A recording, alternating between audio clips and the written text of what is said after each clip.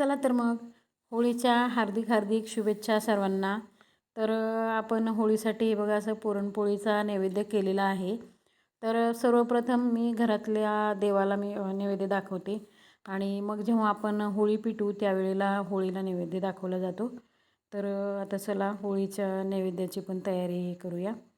तर हे बघा हे पुरणपोळीचा असा नैवेद्य बनवला जातो आणि असेच पारंपरिक सण उत्सव गावाकडे खूप आवडीने आणि उत्साहाने साजरे केले जातात बरं का.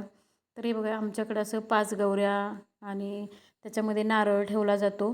गौऱ्या आपल्याला वाटेल तेवढ्या आपण वापरू शकतो, पण 5 गौऱ्याचा मान आहे, 5 पेक्षा कमी नसाव्यात असं पूर्वीपासून आपले जे पूर्वज होते ते म्हणत होते. आमच्या सासूबाई वगैरे आम्हाला सांगायच्या. आम्ही आता 5 आणि त्याच्यावरती पण भरपूर गौऱ्या घेतलेल्या आहेत. घरच्या गौऱ्या आहेत त्यामुळं आम्ही भरपूर वापरतो. आणि ह्या ज्या गौऱ्या आहेत त्याचा म्हणजे जी राख पडणारी आहे तर ती उद्याच्या दिवशी आम्ही कारल्याच्या ह्याला वेलाला घालतो, म्हणजे कारले अतिशय उत्तम येतात असं रूढ आहे पहिल्यापासून. तर हे बघा इथं आमची चाललेली आहे होळीची तयारी.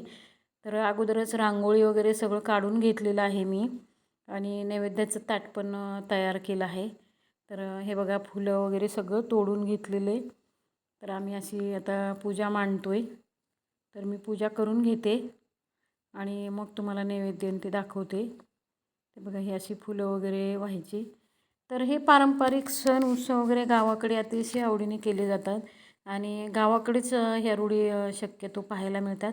आता शहरात ह्या परंपरा फार म्हणजे थोड्या थोड्या कमी होत चाललेल्या आहेत. तर हे बघा चालली आपली होळी पेटवणं. असं सडा रांगोळी अगोदरच करून घेतलेली आहे मी.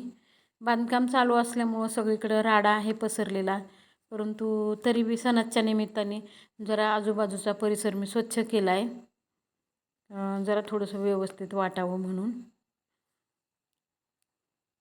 तर मी आले आता नैवेद्याचं ताट घेऊन.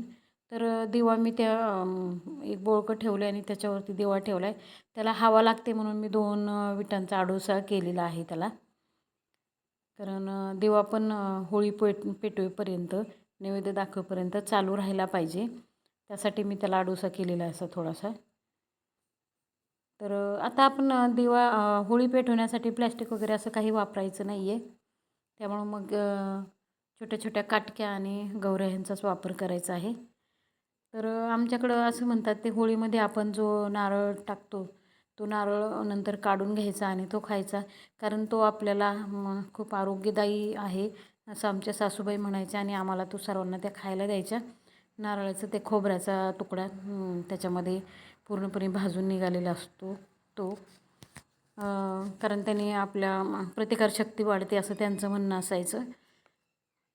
तर ह्याच्यात ठेवलेलं आहे आम्ही नारळ एक अख्खा. तर कोणाकोणाकडं अशी प्रथा आहे ते नक्की कमेंटमध्ये सांगा.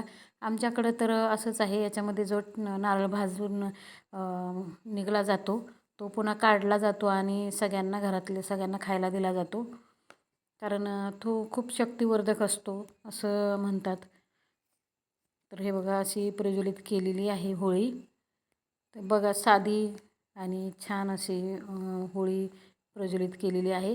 आणि याच्यामध्ये आम्ही काय करायचो, पेपरवर आपलं लिहायचं की जे निगेटिव्ह एनर्जी आहे किंवा आपले जे शत्रू आहे त्यांचा नायनाट होऊ दे, किंवा आपल्यातले जे वाईट गुण आहेत त्याचा पण नायनाट होऊ दे, असं त्या पेपरवर लिहायचं आणि ह्या होळीमध्ये ते पेपर टाकून द्यायचा.